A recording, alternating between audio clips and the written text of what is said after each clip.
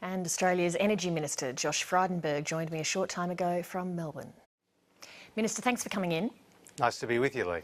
Today was an announcement of a 9-month feasibility study into the possibility of an expansion of the Snowy Hydro scheme that may take upwards of 4 years to complete if it gets the necessary approvals.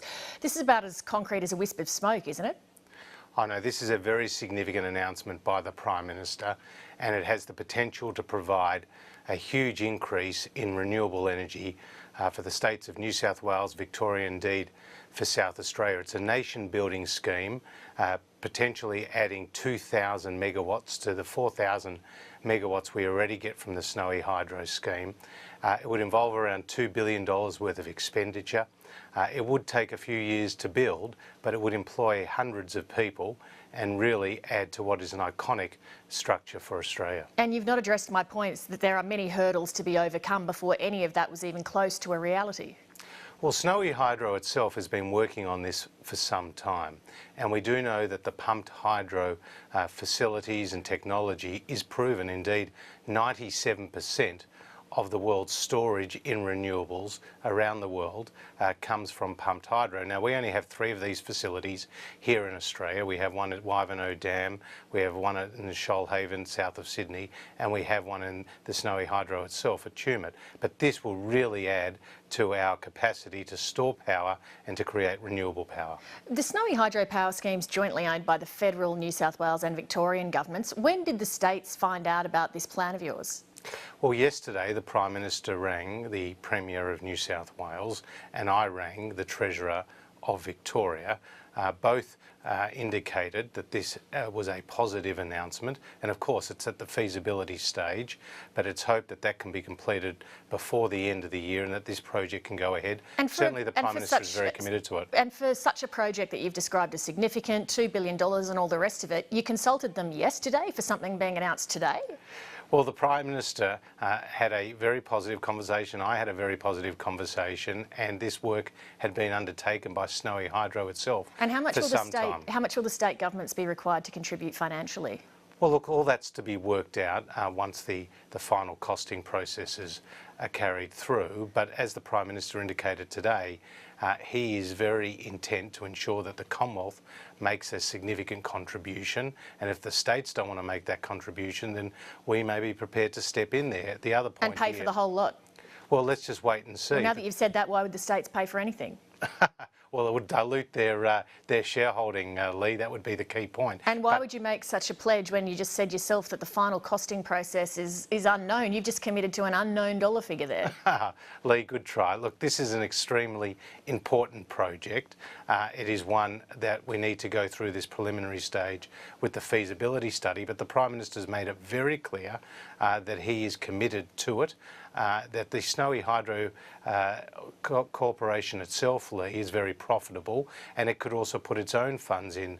So we would hope that all the parties would contribute to the building of such a nationally important development. But if they don't step in, then obviously the Commonwealth would look seriously at what it could do. So the Commonwealth is going to spend $2 billion or more. Where is that money going to come from?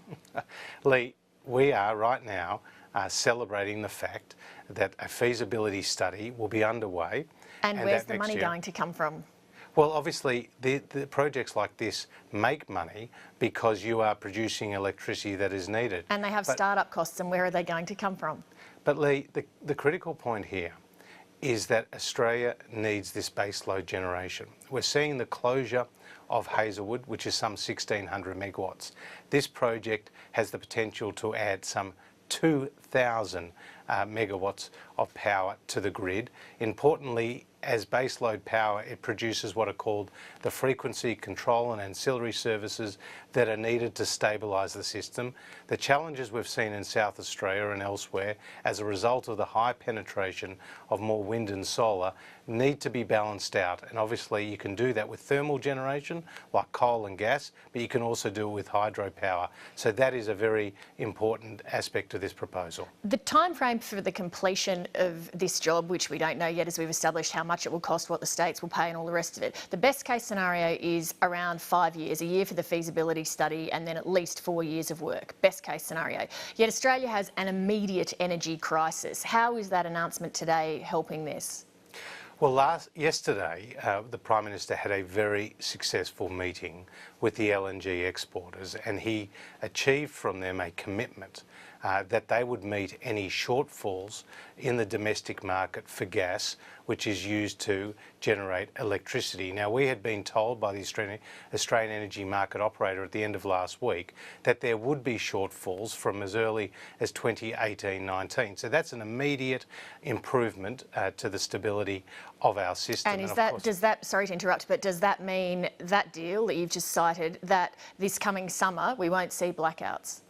Well, obviously in South Australia they've got their additional challenges, and the Premier there has announced some initiatives to try to meet that, and we stand ready to help improve the stability in South Australia. And today I was in that state making a very significant announcement about a battery storage that the Commonwealth is helping to fund. I'll come to South Australia in a sec. Just on the eastern states though, can you guarantee that this summer you're going to be taking enough steps to ensure that residents won't be hit by blackouts? Well, we're constantly in contact with the Australian Energy Market Operator. They have already taken a number of steps to ensure the stability of the system, and we are continuing to engage with them and other parties to ensure that we have sufficient baseload power to stabilise the system. Just on your row today with the South Australian Premier, Jay Weatherill, he does have a point, doesn't he? Your government has taken many opportunities to give the South Australian government a kick rather than try to work with them. Well, we're interested in serious solutions, not silly stunts. And what we saw from the Premier today, unfortunately, was the hijacking of an important announcement about the Commonwealth's contribution to battery storage in order for him to score some cheap political points. And you didn't score any cheap political points yourself? No, well, we've been making the point all along that South Australia has got itself into trouble by having more than 40% of its power coming from wind and solar.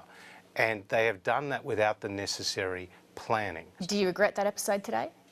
Look, I was there to make an important announcement. The Commonwealth and AGL were the two partners who had put money into this project. And do you regret that it was overshadowed by a spat between yourself and the State Premier? I'm very disappointed with the behaviour of the Premier today, because I don't think it was appropriate when we were making a positive announcement.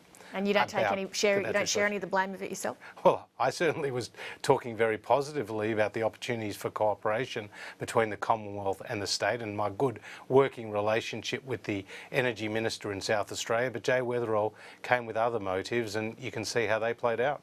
Minister, we're out of time. Thanks very much for joining us this evening. Good to be with you.